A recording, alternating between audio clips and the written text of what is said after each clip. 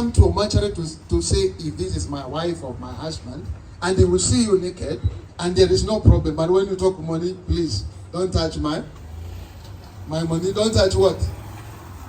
All these other room you are allowed to get. The room of children, the room of uncles. But when you open the room of money, there is a key. And actually, that's why we have 𝗾𝗾. You guys, you're dealing with security. Are we dealing with security in our relationship when it comes to money? How free is that sector of finance in our relationship? Or it is guarded with security, with 𝗾𝗾 security? Are you saying? Are you following me what I'm saying? In our relationship, is our financial intimacy guarded with another 𝗾𝗾 security? I have a story of I don't want to tell you who, because if I tell you, you know, he's one of the biggest guys in Kenya, and he was so rich, you know him. And unfortunately, when he died, he had a lot of money and a lot of offshore accounts that nobody of his, immediate family knew all about. And so that money will just go like that. For me here, I don't want to educate you from a financial advisor's point of view, but from psychological part of view. We ask ourselves, what is it that causes us not to be free with our partners, even with our children when it comes to money? And one, I've told you, is money. Money wounds. We are carrying money wounds. When you start seeing your wife the way she's behaving, you say, she's not behaving just exactly like my mother. Another one is tradition and culture. By the fact you get into a relationship, you already know. In our traditional and culture, it is the one who is in charge of money. Who is in charge of money? I think my brother is laughing. Who is in charge of money? Don't be quiet on me. We are having a talk here. Who is in charge of money in our tradition? The man. So we grew up knowing it is the man who is in charge of money. And so you are married, or you marry a wife who happen to own up actually bigger paycheck more than yourself. Where does the self-esteem goes for a man? Your wife happens to earn more money. Am I touching two deep things? Teresa, from where you are, we are okay.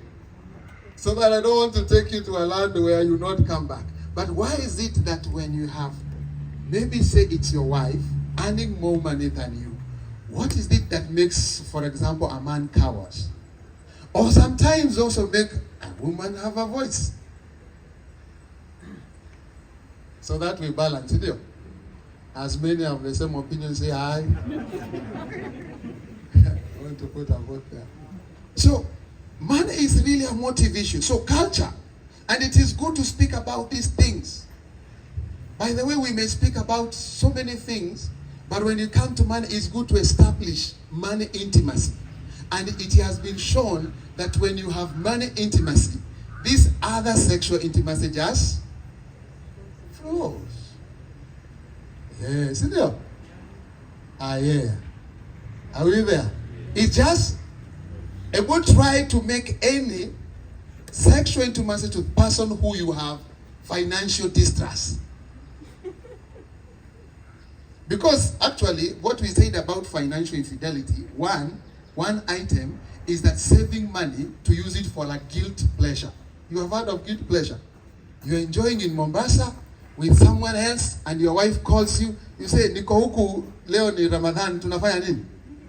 Tunaomba, tunaswali hapa. And then ahead of you, kuna kuku, kuna turkey. You have saved money to use in your guilt pleasure. But you see, when you come home, especially when you have children, when you look at the eyes of those children, how do you feel?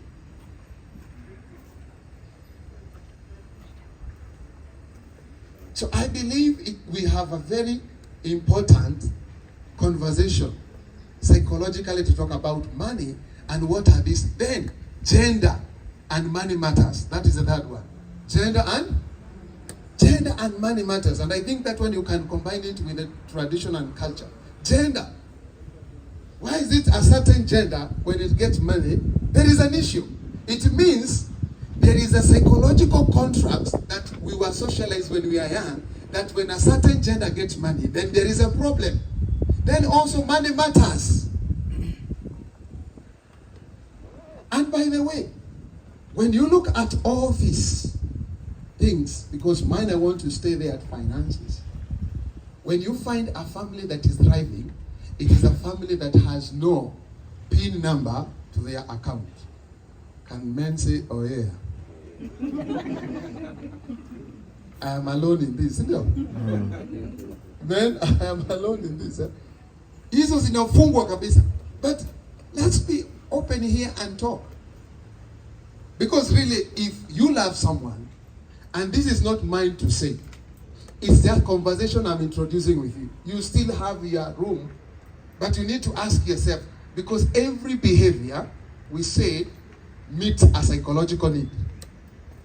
Every behavior is meeting a psychological need. So when you are putting maybe that password, are you saying you don't trust your partner? Could it be there is something that is wounding you, that you want to feel secure? Because every behavior is not vacuum.